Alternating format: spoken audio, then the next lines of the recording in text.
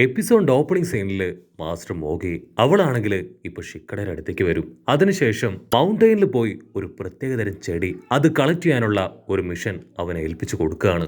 എനിക്ക് അത്യാവശ്യമായിട്ട് ഒരു മിഷന് പോകണം, സോ അതുകൊണ്ട് ഈ ഒരു മിഷൻ അത് നീ തന്നെ ഏറ്റെടുക്കണം. നിനക്ക് വേണ്ടി ഞാൻ പുതിയൊരു ടീം തന്നെ ഫോം ചെയ്തിട്ടുണ്ടെന്ന് അവൾ അവനോട് പറയും. അതിനുശേഷം അവന്റെ ടീംമേറ്റ് ആയിട്ട് ഇവാബയെയും വസാബിയെയും മോഗി കൊടുക്കും. ഒരാൾക്ക് വേണ്ടി അവര് 3 പേരും ഇപ്പൊ വെയിറ്റ് ചെയ്യാണ്. ഒരവസാനമായിട്ട് കാത്തു നിൽക്കുന്നത് അത് മറ്റാർക്കും വേണ്ടിയല്ല, സാക്ഷാൽ ബൊറൂട്ടോയ്ക്ക് വേണ്ടിയാണ്. അങ്ങനെ അവർ 4 പേരും ടീമായി വലിയൊരു മലയുടെ മുകളിലേക്ക് വരും. ഷിക്കട പറയും, ഈ മലയ്ക്ക് മുകളിലാണ് നമുക്ക് പറിക്കേണ്ട ആ ചെടിയുള്ളത്. അതൊരു ഭയങ്കര റയർ ആയിട്ടുള്ള ഫ്ലവർ ആണ്. അതെടുക്കണമെങ്കിൽ കുറെ അധികം റിസ്ക് ഉണ്ട്. ആ ഫ്ലവർ മോഷ്ടിക്കാൻ പതിവായിട്ട് ഒരുപാട് പേര് മലയുടെ മുകളിലേക്ക് കയറാറുണ്ട്. സോ അവരെയൊക്കെ ഫൈറ്റ് ചെയ്ത് തോൽപ്പിച്ചും കാണാതെയും വേണം നമ്മളിപ്പോ ആ ഒരു ഫ്ലവർ സ്വന്തമാക്കാൻ. വസാബി ആണെങ്കിൽ ടെൻഷനാവും. അവൾ കൺഫ്യൂസ്ഡ് ആയിട്ട് ചോദിക്കും, നമ്മുടെ കയ്യില് അതിന് മാപ്പൊന്നും ഇല്ലല്ലോ അവിടേക്ക് പോവാൻ. അത് കേട്ട് ഇപ്പൊ ഷിക്കട ചിരിക്കും. അവനാണെങ്കിൽ ഇപ്പൊ ഒരു വിസിൽ നീട്ടി അടിക്കും. ഉടനെ ഒരു പന്നിക്കുട്ടി അവിടേക്ക് ഓടി വരികയാണ്. നിങ്ങൾ ടെൻഷൻ ആവേണ്ട ആവശ്യമൊന്നുമില്ല, നമുക്ക് മാപ്പും കോപ്പൊന്നും വേണ്ട, ഇവൻ മതി. ഇവൻ നമുക്ക് കറക്റ്റ് ആയിട്ട് സ്മെല്ല് ചെയ്ത് ആ ഫ്ലവർ എവിടെയുണ്ടോ അത് കാണിച്ചു തരും. ബൊറൂട്ടോയ്ക്കാണെങ്കിൽ അതിനെ കണ്ട് ഭയങ്കര അത്ഭുതമാവും. ഉടനെ ഷിക്കട അതിനെ കഴിക്കാനായിട്ട് ഇപ്പൊ കുറച്ച് ഫുഡൊക്കെ ഇട്ടു കൊടുക്കും. ആ പന്നിക്കൂട്ടനാണെങ്കിൽ ഇവാബയെ ഭയങ്കരമായിട്ട് ഇഷ്ടാവും. അത് ഓടി വന്ന് ഇവാബയുടെ തലയിൽ കയറിയിരിക്കുകയാണ്. അതിനുശേഷം അവരിപ്പോ ആ വലിയ മലയിലേക്ക് വലിഞ്ഞു കയറും. ഒരുപാട് നേരം ആ മലയിലൂടെ ട്രാവൽ ചെയ്ത് ആ ഒരു പൂവ് അത് കണ്ടെത്താനുള്ള ശ്രമത്തിലാണ്. അപ്പോഴായിരിക്കും ആ പന്നി അത് വലിയ ശബ്ദത്തില് ഇപ്പൊ ബഹളം വെക്കുക. അത് കേട്ട് ഷിക്കട പറയും, ഇവിടെ എവിടെയോ ആ ഫ്ലവർ ഉണ്ട്. ഉടനെ ഇവാബയും വസാബിയും അവർ 2 പേരും അതെവിടെയുള്ളതെന്ന് അന്വേഷിച്ച് മുൻപോട്ടേക്ക് പോവും. വസാബി ഇവാബയാണെങ്കിൽ ഇപ്പൊ പരസ്പരം ഫൈറ്റ് ചെയ്യും. നീ അവിടെ വെയിറ്റ് ചെയ്യ്, ഞാൻ ആ പൂ അത് കണ്ടെത്തും. അതിന് വസാബി ആണെങ്കിൽ ഇവാബയോട് പറയും, വേണ്ട വേണ്ട, ഞാൻ തന്നെ ആ പൂ കണ്ടെത്തുന്നു പറഞ്ഞ് അവരൊന്നിന് 50 പറഞ്ഞ് 100 പറഞ്ഞ് പൊരിഞ്ഞ അട്ടിയിടി ഫൈറ്റ്. അവരുടെ ഫൈറ്റ് ഒക്കെ കണ്ട് പേടിച്ച് നമ്മുടെ പന്നിക്കുട്ടി അതിപ്പോ അവിടുന്ന് ഓടുകയാണ്. ഷിക്കടയ്ക്കാണെങ്കിൽ എന്താ ചെയ്യേണ്ടതെന്ന് അറിയില്ല. ഉടനെ ഷിക്കടയും നമ്മുടെ ആൾക്കാരെല്ലാവരും അവരിപ്പോ ആ പന്നിയെ പിടിക്കാൻ അതിന്റെ പിന്നാലെ ഓടും. അങ്ങനെ അവർ ഒരുപാട് അന്വേഷിച്ച് ഇപ്പൊ ഒരു മരത്തിന് മുകളിൽ ആ പന്നിയെ കണ്ടുപിടിക്കും. അതിനുശേഷം പെട്ടെന്ന് തന്നെ ഷിക്കട അതിനെ പിടിച്ച് അവന്റെ കയ്യിൽ സേഫ് ആയിട്ട് നിർത്തും. പിന്നീട് വീണ്ടും അവരവരുടെ യാത്ര തുടങ്ങും. അവരൊരു ബ്രിഡ്ജൊക്കെ കടന്ന് മുൻപിലേക്ക് വരുമ്പോഴായിരിക്കും ഒരു കൂട്ടം കള്ളന്മാര് ഇപ്പൊ അവരുടെ തൊട്ട് മുൻപിൽ വരിക. ആ കള്ളന്മാർക്കാണെങ്കിൽ നമ്മുടെ ആൾക്കാരെ കാണുമ്പോൾ തന്നെ ആരൊക്കെയാണെന്ന് മനസ്സിലാവും. അടുത്ത നിമിഷം 2 ടീമും വമ്പൻ ആയുധങ്ങളൊക്കെ എടുത്ത് പൊരിഞ്ഞ അട്ടിയിടി ഫൈറ്റ്. ഇവിടെ ഷിക്കടയും ബൊറൂട്ടോയും അവരെന്തെങ്കിലും ചെയ്യുമ്പോഴേക്കും മുകളിൽ നിന്ന് വലിയൊരു കൂട് അവർക്ക് നേരെ വീഴുകയാണ്. ജസ്റ്റ് മിസ്സിന് ബൊറൂട്ടോയും ഷിക്കടയും അവിടുന്ന് രക്ഷപ്പെടും. പക്ഷെ വീണ്ടും ആ പന്നിക്കുട്ടിയാണെങ്കിൽ അവിടുന്ന് ഓടുകയാണ്. ബൊറൂട്ടോ അതിന്റെ പിന്നാലെ പോയി അതിനെ പിടിച്ച് ഷിക്കടയുടെ കയ്യിൽ കൊടുക്കും. അപ്പോഴായിരിക്കും വസാബിയും ഇവാബയും അവർ ഫൈറ്റൊക്കെ തീർത്ത് ഇപ്പൊ ഷിക്കടയുടെ അടുത്തേക്ക് വരിക.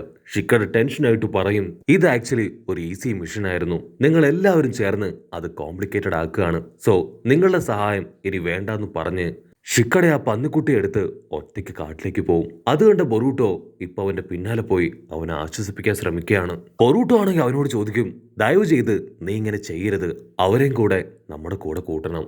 പക്ഷെ ഷിക്കട ആണെങ്കിൽ ഫുൾ കലിപ്പിലാണ്. ഉടനെ അവന്റെ കയ്യിലുണ്ടായിരുന്ന പന്നി അത് ഒച്ച വെച്ച് ഇപ്പൊ അടുത്തുണ്ടായിരുന്ന കൂണുകളൊക്കെ തിന്നാനായിട്ട് തുടങ്ങും. അപ്പോഴായിരിക്കും ഷിക്കടയ്ക്ക് മനസ്സിലാവുക അത് അവരുടെ പന്നിക്കുട്ടിയല്ല, അത് മറ്റേതോ കാട്ടുപന്നിയാണ്. ഷിക്കട ആ പന്നിയെ അവിടെ ഉപേക്ഷിച്ച് ഇപ്പൊ വീണ്ടും അവരുടെ പന്നിക്കുട്ടിയെ അന്വേഷിച്ച് അവിടുന്ന് പോവും. അവന്റെ തൊട്ടു പിന്നാലെ ഇപ്പൊ ബൊറൂട്ടോയും പോവും. അങ്ങനെ അവർ ഒരുപാട് നേരം അവിടെ മുഴുവൻ അലഞ്ഞ് ഇപ്പൊ വലിയൊരു കുഴിയുടെ അപ്പുറവശത്തായിട്ട് ആ കള്ളന്മാരെ കാണും. അവരുടെ കയ്യില് ആ പന്നിക്കുട്ടിയും. ആ ഒരു വലിയ കുഴി അത് കടന്നാൽ മാത്രമേ അവർക്കിപ്പോ ആ കള്ളന്മാരുടെ അടുത്തേക്ക് പോയി പന്നിക്കുട്ടിയെ രക്ഷിക്കാൻ കഴിയൂ. ബൊറൂട്ടോ പറയും, നീ ചെയ്തത് ശരിക്കും മണ്ടത്തരമായി പോയി. ഇപ്പൊ ഇവാബെ നമ്മുടെ കൂടെ ഉണ്ടായിരുന്നെങ്കിൽ അവൻ ഈസി ആയിട്ട് ഒരു ബ്രിഡ്ജ് ക്രിയേറ്റ് ചെയ്ത് നമുക്ക് ഇവിടെ നിന്ന് പോകാമായിരുന്നു. അത് കേട്ട് ഷിക്കടയ്ക്ക് അവനിപ്പോ ഒരുപാട് കുറ്റബോധം തോന്നും. അവൻ ഒരു സെക്കൻഡ് അവന്റെ കാലിലേക്ക് നോക്കും. കാലിന് പരുക്ക് പറ്റി രക്തം പുറത്തേക്ക് പോവാണ്. ഇനി എന്ത് ചെയ്യുന്നു പറഞ്ഞ് അവനങ്ങനെ പകച്ചു നിൽക്കുമ്പോഴായിരിക്കും കറക്റ്റ് ടൈം ഇവാബെ അവിടേക്ക് വന്ന് ഒരു ബ്രിഡ്ജ് ക്രിയേറ്റ് ചെയ്യുക. ഷിക്കടയ്ക്കാണെങ്കിൽ എന്താ പറയണ്ടേന്ന് അറിയില്ല. ഉടനെ ഇവാബയും വസാബിയും അവർ രണ്ടുപേരും ഇപ്പൊ ഷിക്കടയോട് മാപ്പ് ചോദിക്കും. ഞങ്ങളോട് ക്ഷമിക്കണം, ഞങ്ങളുടെ എടുത്തുചാട്ടം കാരണമാണ് ഇതൊക്കെ സംഭവിച്ചത്. അപ്പൊ അവിടുന്ന് അങ്ങനെ ബ്ലാക്ക് ഔട്ട് ചെയ്ത ആ പന്നിക്കുട്ടി അതിപ്പോ വിശന്ന് നിലവിളിച്ച് കരയാണ്. ആ കരച്ചിൽ കേട്ട സ്ഥലത്തേക്ക് നമ്മുടെ ആൾക്കാർ ഓടിയെത്തും. ആ മെയിൻ വില്ലൻ ആണെങ്കിൽ ആ പന്നിക്കുട്ടി ഉപയോഗിച്ച് എങ്ങനെയെങ്കിലും ആ ഫ്ലവർ കണ്ടെത്താൻ ശ്രമിക്കും. ഉടനെ ഇവാബെ അവൻ എർത്ത് ജിപ്സ് വെച്ച് ആ പന്നിക്കുട്ടിയെ ഹൈഡ് ചെയ്യും. അതേസമയം ബാക്കിയുള്ള ആൾക്കാർ അവരാ കള്ളന്മാരുമായിട്ട് പൊരിഞ്ഞ അട്ടിയിടി ബഹളം. ഷിക്കടയാണെങ്കിൽ ആ പന്നിക്കുട്ടിയെ കയ്യിലെടുത്ത് ആ മെയിൻ വില്ലനെ അവന്റെ ഷാഡോ പാരലൈസിങ് ജിപ്സ് ഉപയോഗിച്ച് ലോക്ക് ചെയ്യും. ഇവാബെ അതിന് ഫുഡ് കൊടുക്കും, എന്നിട്ട് താഴേക്ക് ഇറക്കി വിടും. അത് സ്പീഡിൽ ഓടി ഇപ്പൊ ഫ്ലവറുള്ള സ്ഥലത്ത് പോയി നിൽക്കുകയാണ്. അങ്ങനെ ആ ഫൈറ്റിനെല്ലാം ഒടുവില് ആ പന്നിക്കുട്ടി ഉപയോഗിച്ച് നമ്മുടെ ആൾക്കാര് ആ ഫ്ലവർ കണ്ടെത്തിയിരിക്കുകയാണ്. അവിടുന്ന് അങ്ങനെ ബ്ലാക്ക് ഔട്ട് ചെയ്ത ഇപ്പൊ മോഗി സെൻസായി അവളാണെങ്കിൽ ഷിക്കടെ അഭിനന്ദിക്കുകയാണ്. കാരണം ഇതവൻ ലീഡർ ആയിട്ടുള്ള അവന്റെ ഫസ്റ്റ് മിഷനാണ്. അവിടുന്ന് അങ്ങനെ ബ്ലാക്ക് ഔട്ട് ചെയ്ത ഇപ്പോ ബൊറൂട്ടോ ടീമിനെ കാണിക്കും. അവരാണെങ്കിൽ ഇപ്പൊ എന്തൊക്കെയോ കാർഡ്സ് ഒക്കെ വാങ്ങിച്ച് ആ കാർഡില് ആരുടെ ഫോട്ടോയാണ് ഉള്ളത് നോക്കും.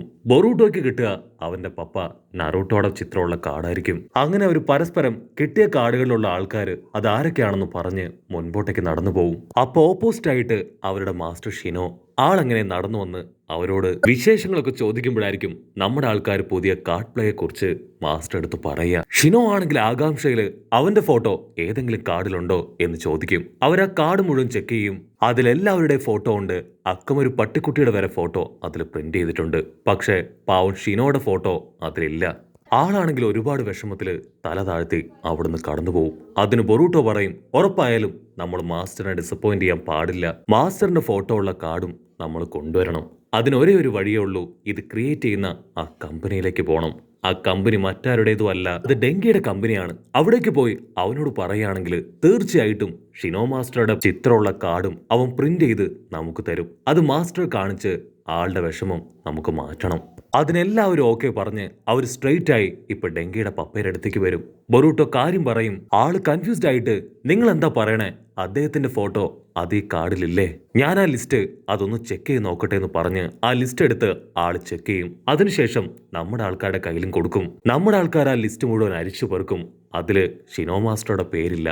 പക്ഷേ അതിൽ ഏറ്റവും ലാസ്റ്റ് ഒരു ബ്ലാങ്ക് കോളം ഉണ്ടാവും. ബൊറൂട്ടോ റിക്വസ്റ്റ് ചെയ്യും, സർ പ്ലീസ് ഇതില് മാസ്റ്റർ ഷിനോയുടെ പേര് അതില്ല. നിങ്ങൾക്ക് ബുദ്ധിമുട്ടില്ലെങ്കിൽ അദ്ദേഹത്തിന്റെ പേര് ഈ ഓപ്പൺ സ്പേസിൽ ഒന്ന് ആഡ് ചെയ്തൂടെ? ഉടനെ ആളാണെങ്കിൽ തലയൊക്കെ ചൊറിഞ്ഞ് ഷിനോ മാസ്റ്ററിന് നല്ല പവറൊക്കെ ഉണ്ട്, പക്ഷേ വേറെ ആരെങ്കിലും ഇമ്പോർട്ടന്റ് ആയ ആൾക്കാർ ഇതിൽ വിട്ടുപോയിട്ടുണ്ടോ എന്നൊന്ന് ചിന്തിക്കണം എന്ന് പറയുമ്പോഴായിരിക്കും മെറ്റല്ലി അവൻ ടെൻഷനായിട്ട് പറയാ, ഈ കാർഡ്സിൽ എന്റെ പപ്പയുടെ പേരുമില്ല, ഷിനോ മാസ്റ്ററുടെ പേരല്ല, മറിച്ച് എന്റെ പപ്പയുടെ പേരാണ് ഈ ഓപ്പൺ സ്പേസിൽ നിങ്ങൾ ആഡ് ചെയ്യേണ്ടത്. ഡെങ്കിയുടെ പപ്പയ്ക്കാണെങ്കിൽ എന്താ ചെയ്യേണ്ടതെന്നറിയില്ല. ആളാണെങ്കിൽ ഇതൊക്കെ കേട്ട് തലവേനിച്ചിരിക്കും. അപ്പോഴായിരിക്കും ഡെങ്കി പറയാ, നിങ്ങളുടെ രണ്ടുപേരുടെ ആഗ്രഹമല്ല, മറിച്ച് ജനങ്ങളുടെ ആഗ്രഹത്തിനാണ് വാല്യൂ. ജനങ്ങൾ ഇഷ്ടപ്പെടുന്ന ആൾക്കാരെ അവരെ മാത്രമേ ഞങ്ങൾ ഈ കാർഡിൽ പ്രിന്റ് ചെയ്യുകയുള്ളൂ. അങ്ങനെ നല്ല സെയിൽ കിട്ടണമെങ്കിൽ ഈ രണ്ടു പേരിൽ ആരാണ് ഏറ്റവും കൂടുതൽ ജനങ്ങളാൽ സപ്പോർട്ട് ചെയ്യപ്പെടുന്നത് എന്നറിയണം. അതിനാദ്യം ഒരു വോട്ടിംഗ് നടത്തണം. അത് കേൾക്കേണ്ട താമസം ബൊറൂട്ടോ അവനിപ്പോ കാര്യമായിട്ട് പ്ലാൻ ചെയ്ത് അവനും അവന്റെ ഫ്രണ്ട്സും ഷിനോ സെൻസായുടെ ഫോട്ടോ ഒക്കെ പതിപ്പിച്ച് വലിയൊരു പോസ്റ്റർ അടിച്ച് ഇപ്പോ നല്ല രീതിയിൽ പബ്ലിസിറ്റി കൊടുക്കുകയാണ്. അപ്പോഴായിരിക്കും മറ്റൊരു വമ്പൻ ട്വിസ്റ്റ്. ഡെങ്കിയും റോക്ലിയും അവർ രണ്ടുപേരും ഒരു ട്രെയിനിൽ നിന്ന് പുറത്തേക്ക് വരികയാണ്. ബൊറൂട്ടോ ആണെങ്കിൽ ഡെങ്കിയെ കണ്ട് ഷോക്കാവും. അതിന് ഡെങ്കി പറയും, ഞാൻ പേഴ്സണലി സപ്പോർട്ട് ചെയ്യുന്നത് റോക്ലിയെയാണ്, തീരുമാനം എടുക്കേണ്ടത് എന്റെ പപ്പയാണ്. സോ ഞാനും മെറ്റല്ലിയുടെ കൂടെ നിന്ന് അവന്റെ പപ്പയെ സപ്പോർട്ട് ചെയ്യുന്നു പറഞ്ഞ് അവരാ ട്രെയിനിൽ മുഴുവൻ ഇപ്പോ റോക്ലിയുടെ ഫോട്ടോ അത് പതിപ്പിക്കുകയാണ്. അവിടുന്ന് അങ്ങനെ ബ്ലാക്ക് ഔട്ട് ചെയ്ത അഡ്വർടൈസ്മെന്റ് എല്ലാം കഴിഞ്ഞ് ഇപ്പോ വോട്ടിംഗ് നടക്കും. വോട്ടിംഗ് കഴിഞ്ഞ് ഇപ്പോ ഡെങ്കിയുടെ പപ്പ ആ വോട്ട് കൗണ്ട് ചെയ്യും. കൗണ്ടിങ്ങിന്റെ അവസാനം റോക്ലിക്കായിരിക്കും ഏറ്റവും കൂടുതൽ വോട്ട് അതിൽ വീണിട്ടുണ്ടാവുക. അതുകൊണ്ട് ബൊറൂട്ടോയ്ക്ക് അവന് സഹിക്കില്ല. പക്ഷെ ബൊറൂട്ടോ ആണെങ്കിൽ അപ്പോഴും തോറ്റു കൊടുക്കാൻ തയ്യാറാവില്ല. അവൻ ഷിക്കടയും കൂട്ടി ഇവാബയുടെ അടുത്തേക്ക് വരും. അവൻ ഏറ്റവും ഇഷ്ടപ്പെട്ട നറൂട്ടോയുടെ കാർഡ് അതിപ്പോ ബൊറൂട്ടോ കൊടുക്കുകയാണ്.